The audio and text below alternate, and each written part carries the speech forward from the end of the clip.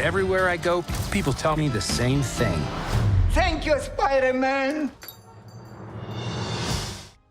So, I'm coming from Fandom, and we've got the MCU wiki there, and we asked a poll there. We asked people, we've seen Scott really kind of level up, unlikely hero, superhero, unlikely Avenger. So we asked, could we ever see Scott Lang Ant-Man as the leader of the Avengers? I'm curious, what do you think? There was yes, no, and co-leading with someone else as an option. I would say yes, because I feel like, he's gone from a guy in the first movie who was really operating in the margins, right? He was on the outside, maybe even an Avengers fanboy himself. And now in Quantumania, he's front and center, and he's, he and the Wasp are the first Avengers going up against Kang. I think Scott would make a great elder statesman. I mean, who knows what's in store for the Avengers, but I think Scott has got to be front and center. I think it's within, if he's willing to step up and do it, I think he's got what it takes. The poll said co-leading, but he could just take that. Okay. Over. Yeah. Did they say with whom? I saw some people say Sam Wilson, Captain America. So there's that a couple makes sense. Yeah. I'd buy that. Now, this movie, of course, as you mentioned, introduces Kang. Huge deal. Now, the other movies you made, the other Ant-Man movies, you had to work out everything with the larger MCU, but this seems like a lot more because we know Kang is so important going forward. So was it different for you, sort of the pre-production process and the planning, because Kang was going to be such a big part of the MCU? Really, it was exactly the same. I mean, we've had a lot of creative freedom on all the Ant-Man movies.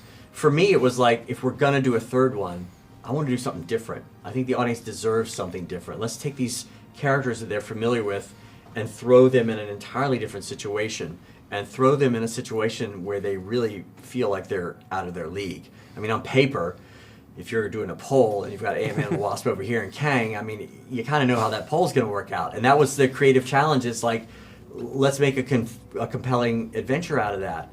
So I think, the quantum realm is something that we introduced in the first Ant-Man, and we kind of own that space, right? And in this movie particularly, we were able to create, not only the environments, but all the sort of denizens of the quantum realm, like the creatures and the beings and the freedom fighters and all the people that Kang the Conqueror is currently oppressing in the quantum realm, but also shed light on that Janet backstory. What was she doing for 30 years down there? She wasn't just wandering around, she had a full life down there.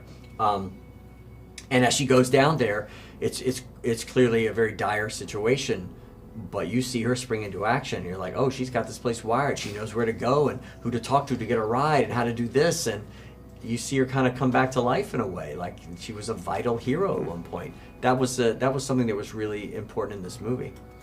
Jonathan is an interesting situation because he'd played this very different variation on this character we saw in Loki. So what are your discussions like him about, you're establishing Kang, which is so important. He's done this other guy who's got to have some echo. So you just discuss how much should it be a resemblance or not a resemblance to that? I think Jonathan and I agreed very early on in our initial discussions that Kang the Conqueror he shouldn't be anything like He Who Remains. Technically, yes, they're a variant, right? But they have an entire different backstory, an entire different way of being. And our Kang the Conqueror is really the one that He Who Remains kind of refers to. Like there's some stuff coming that, is kind of bad. And he's the baddest and most feared of all of them. And there's a reason that he's in the quantum realm, right? He's been banished there. He's been exiled. We love that idea of, this guy who has not only a backstory, but almost infinite backstories.